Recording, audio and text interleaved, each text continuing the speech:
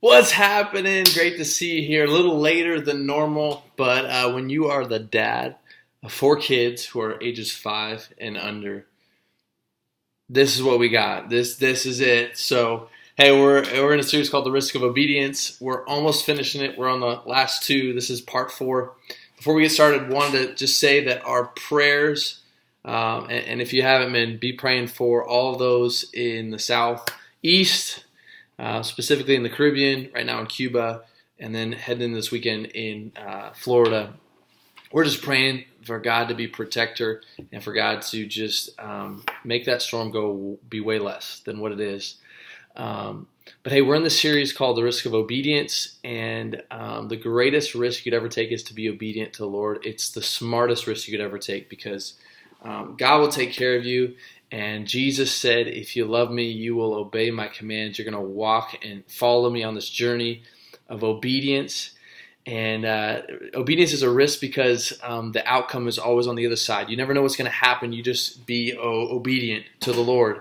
And that's what God's called us to do as a people, is to be obedient. So I want to encourage you to do that.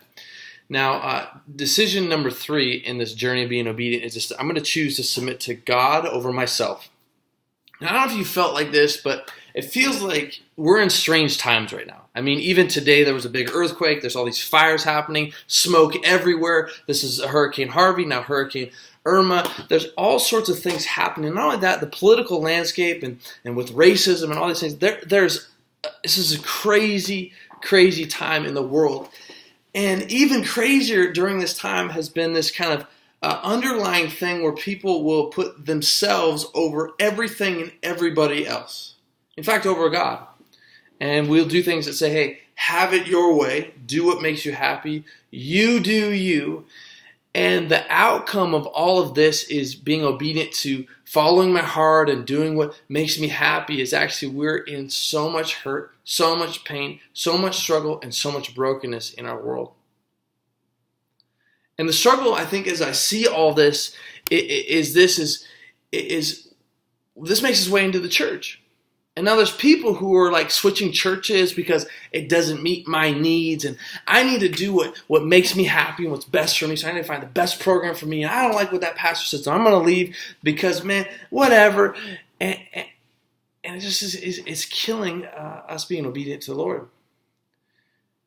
And I don't know if you've heard this quote, but there's this Gandhi quote that says, I like your Christ, but I don't like your Christians. Now, maybe you've heard somebody say this, and maybe they said it to you in passing. Maybe you've said this, and that's okay, but I like Jesus, but I don't like the church.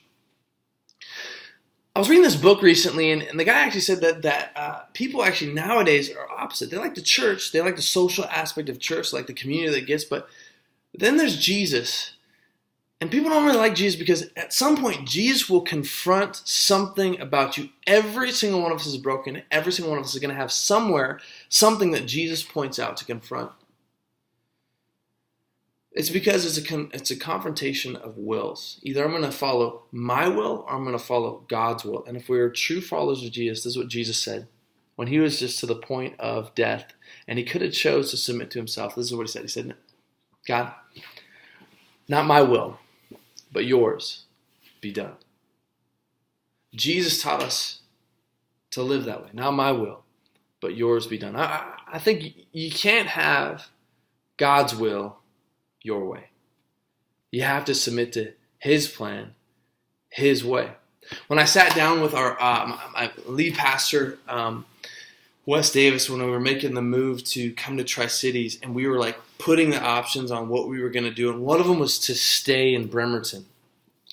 The day that we went to that meeting, Rachel and I was in a Bible reading plan. I read the story of King Saul and the Amalekites. Are you familiar with it? I know you are.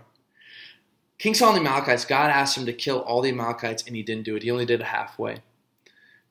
He kept the king alive and some animals, and actually Samuel, prophet of God, came and confronted Saul and said, Saul, why didn't you do this? And Saul said, I did obey the Lord. And Samuel says, why do I hear these cows mooing then that are Amalekite? I don't hear it. I hear what you're saying, but I don't see it. Samuel says to Saul, why haven't you obeyed the Lord? Why did you rush for the plunder and do what was evil in the Lord's sight?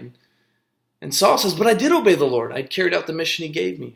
I think one of the most dangerous places you could be is this, when you think you did God's will, but you didn't do it all the way. And you know when you didn't. And Saul knew, and so Saul later on in 1 Samuel 15, he says, I've sinned. I have disobeyed your instructions and the Lord's commands, for I was afraid of the people and did what they demanded. You see, when you choose your comfort over God's calling, you risk losing the anointing of God in your life. Here's what happened to Saul. The anointing left him. And then he was basically jealous. He was throwing spears at David. He was trying to kill David the whole time, and his kingdom was never the same. And it all stemmed on him choosing his will over God's.